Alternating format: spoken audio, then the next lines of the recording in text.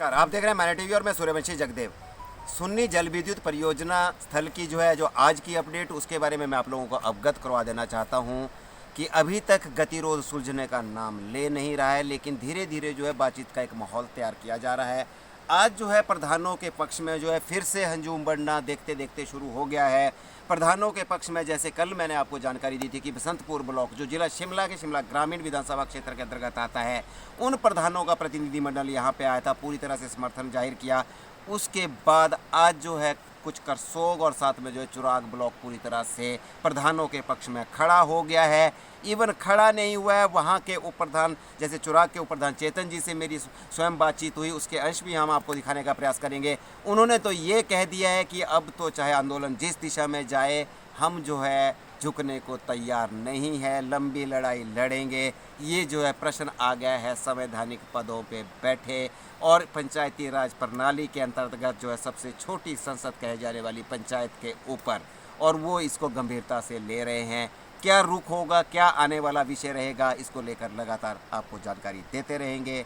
धन्यवाद। चेतन जी छात्र जीवन से लेकर के पंचायती राज प्रणाली तक संघर्ष का एक चेहरा और लगातार संख्या और तथ्य के आधार पर आंदोलनों की रूपरेखा तैयार करने वाला चेहरा आज विकासखंड चुराग के प्रधानों का प्रतिनिधिमंडल और चेतन शर्मा वहां के महामंत्री। अभी आपने प्रधानों को संबोधित किया, प्रधानों का समर्थन किया, क्या कहना चाहेंगे आप इस विषय में? सबसे पहले तो धन्यवाद करता हूं आपका। आज जो इनके बीच आना हुआ है, जो जिस तरीके से इनका मूवमेंट लगातार पिछले 4 या 5 दिनों से लगातार ये आंदोलन की शेप में गया है। कहीं ना कहीं इनको हड़ताल पे बैठना पड़ा है, अपने काम छोड़कर लगातार 24 घंटे मुझे लगता है ये लोग रात और दिन यहाँ पर डटे पड़े हैं। ये क्यों ज़रूरत आन पड़ी है, ये चीज़ समझना पड़ेगा। कहीं ना कहीं जो यहाँ पे ऋत्विक कंपनी है जो इस प्रोजेक्ट को कर रही है, उसको भी समझना पड़ेगा। उसकी मैनेजमेंट ने क्या इनसे वायदे किए थे और किस तरीके से वो जिस टाइम एनओसी इनसे ली गई थी, उनके जो वायदे उन्होंने किए थे उसमें खरी नहीं उतरी है। जिस तरीके से यहाँ पर रोज़गार का मैं देख रहा हूँ, बहुत बड़ा मुद्दा यहाँ के लोग बार बार कह रहे हैं कि जो रोज़गार उनको इस कंपनी के अंदर मिलना चाहिए था, अभी वो रोज़गार नहीं मिला। कहाँ होना चाहिए था? 80% यहाँ के लोग लगते, 20 बाहर से लगते। लेकिन यहाँ पर उल्टा जो देखने को मिल रहा है कि 20% लोगों को यहाँ के लोगों को रोज़गार मिला है और 80% बाहर के लोगों को रोज़गार मिला है। अब ये मैं मानता हूँ कि कंपनी के पास कई वो तथ्य बात करेंगे कि स्किल्ड लेबर चाहिए, कुछ चाहिए, वो ठीक है। आपको जो स्किल्ड लेबर चाहिए वो आप बाहर से फिल कर सकते हैं, अगर आपको यहाँ पर स्किल्ड लेबर नहीं मिल रही है। अगर जो यहाँ पे अनस्किल्ड लेबर है, जिसके अंदर आपने भर्तियाँ बाहर से करी है, वो किसने भर्तियाँ करी, उस पर तो सवाल उठाना चाहिए। आप देखें, कोई भी प्रोजेक्ट कहीं पे भी लगता है, कहीं पे भी लगता है, जो वहाँ पे इफेक्टेड एरिया है वहाँ के लोगों को प्रेफरेंस दी जाती है। आपके पास बहुत सारे यहाँ पे काम होंगे, गार्ड का काम होगा, आपके पास यहाँ पर मेस में काम होगा, या तमाम जो भी आपके डिपार्टमेंट रहते हैं उसके अंदर भर्तियाँ की जा सकती हैं। लेकिन ये चेष्टा मुझे लगता है और ये मंशा कंपनी की नहीं है। कहीं ना कहीं अपने चहेतों को उस नौकरी के अंदर रख रहे हैं, या ना जाने किसके चहेतों को उसके अंदर भर्ती किया जा रहा है। मैं आज इनके बीच आया हूं और स्पष्ट रूप से आपके माध्यम से भी एक बात कह देना चाहता हूं, ये लड़ाई अभी शुरुआती दौर पे है, लेकिन इस शुरुआती दौर की लड़ाई ने कहीं ना कहीं तमाम लोगों को झंझोड़ के रखा है। आप देखें, इनके बीच मंत्री विक्रमादित्य जी आए थे, उन्होंने भी बात इनसे करी थी और एक पॉजिटिव चीज़ वो लेकर यहाँ से सरकार के सामने भी उन्होंने पक्ष में बात रखी है, जिसका एक नतीजा देखने को मिला है। आज कहीं ना कहीं सुखविंदर सुक्खू जी ने फेवर में एक बात करी है। ये आने वाले दिनों के लिए एक खतरे की घंटी मुझे लगता है कि जो ये कंपनी है इसके ऊपर होने वाली है।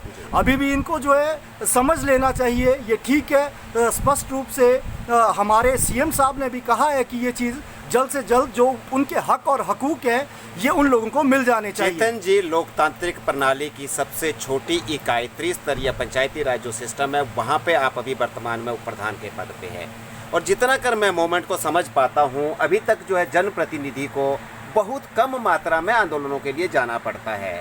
यहाँ पे उत्तरी स्तरीय पंचायती राज प्रणाली के जो प्रधान है उन्हें आंदोलन करना पड़ रहा है। ट्रेड यूनियनों का काम होता था या यूनियनों का ये जो काम होता था, लेकिन जब जनप्रतिनिधियों को उतरना पड़े, ये विषय आपको कितना गंभीर लग रहा है?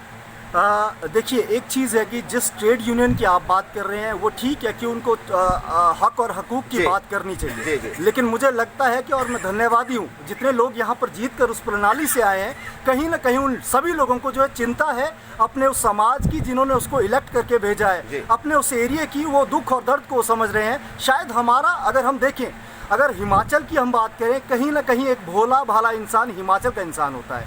उसने एक जो है, जब कंपनी ने वो बात करी थी तो कंपनी की वो वर्बली जो बात उनके बीच हुई जी। होगी, उसको उसने कहा कि नहीं, आप जो कहा ठीक है, हम आपके साथ चलने को तैयार हैं। इन्होंने उस तरीके से जो है सिग्नेचर भी किया होगा, एनओसी भी दिया होगा, लेकिन होता क्या है, जब वो काम कंपनी करना शुरू करती है, अपने वायदों से मुकरती है, इनको जो आंदोलन के अंदर जाना पड़ा है। मुझे लग रहा है कि इसका बहुत बड़ा जो है फेलियर, जो कंपनी ने वादे इनके साथ किए थे, आज आप देख रहे हैं कि सिर्फ और सिर्फ ये यहाँ पर इलेक्टेड बॉडी जो यहाँ पर जो है अभी आंदोलन के अंदर है। मैं आपको कह देना चाहता हूँ, बहुत जल्द जो ट्रेड यूनियन भी है, चाहे हिमाचल के अंदर वो किसी भी उससे है, वो तमाम लोग हक और हकूक़ जो बात हम करते हैं उसके अंदर जो है खड़े होने वाली है। और ये कम से कम इस कंपनी को भी, ऋत्विक कंपनी को समझ लेना चाहिए। क्यों मैं कह रहा हूँ, आज इशारा माननीय सीएम साहब ने भी दिया है कि आप जो है, जो हक उनके हैं, वहाँ के जनता के हैं, वो उनको मिलने चाहिए। तो मुझे लगता है इनको डायलॉग की स्थिति में आना चाहिए, बात करनी चाहिए,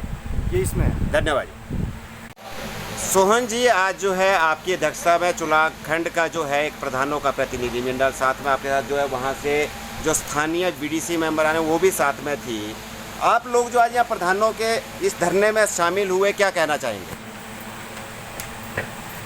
मेरा कहना ये है कि हमारी जो स्थानीय क्षेत्र की, जहाँ पर ये प्रोजेक्ट साइट है, यहाँ पर कुछ स्थानीय जनता की और जनप्रतिनिधियों की एक इस तरह की समस्या जो पैदा हो रखी है, जिसमें रोजगार, पर्यावरण और भूमि अधिग्रहण और इस तरह की कुछ मांगे हैं, जिसमें कंपनी और सरकार के बीच जो बातचीत जनता के साथ जो हो रही है उसमें कमियां सामने आ रही है। और उन कमियों को देखते हुए आज विकासखंड चुराग के हम जनप्रतिनिधि और महासंघ की पूरी टीम आज जनता के समर्थन में और अपने जनप्रतिनिधियों के समर्थन में कंपनी और सरकार को ये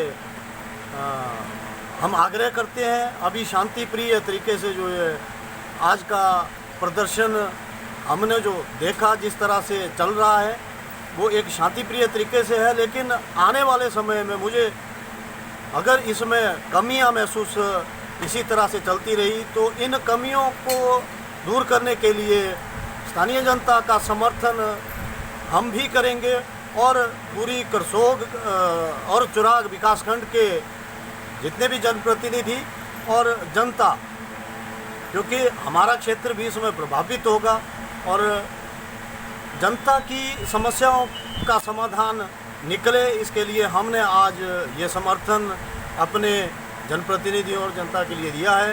तो इसी के साथ जो इनके साथ जो मीना जी है, जो वहाँ से बीडीसी मेंबर है, और इससे पहले लगभग, जहाँ तक मेरा अनुभव है, शायद लगभग 15 सालों से ये पंचायती राज जो प्रणाली है उसके अंदर कार्य कर रही हैं।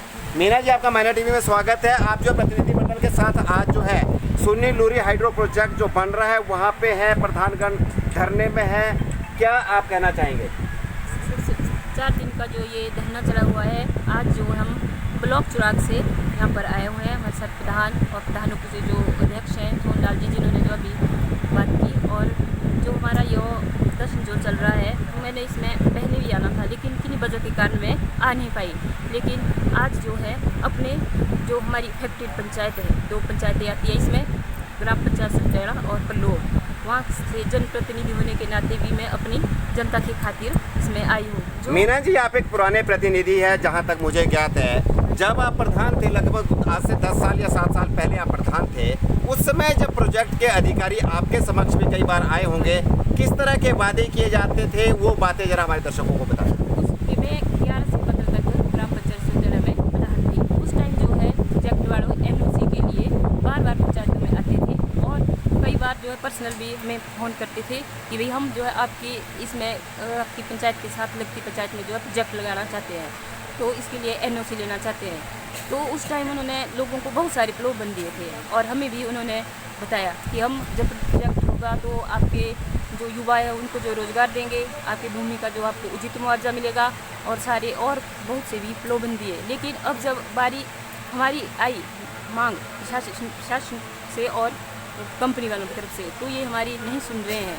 तो इसीलिए जो है मैं भी अपनी तथा अपनी जनता की ओर से जो है इस धरना प्रदर्शन में उपस्थित हुई हूँ। मैं जो है लोगों के साथ कंधा से कंधा मिलाकर खड़ी हूँ और अभी तो एक जनप्रतिनिधि होने के नाते मैं इस धरने में उपस्थित हुई हूँ। लेकिन अगर कंपनी वालों ने हमारी मांगे नहीं मानी तो जनता के साथ हम दोबारा से यहाँ आएंगे और मैं इसमें लोगों के साथ कंधे से कंधा मिलाकर खड़ी हूँ। साथ में मैं R&R कमेटी की सदस्य भी हूँ और मैं इसके लिए सरकार के पक्ष भी अपने इन सारी मांगों को रखूँगी और लोगों के साथ खड़ी हूँ। धन्यवाद।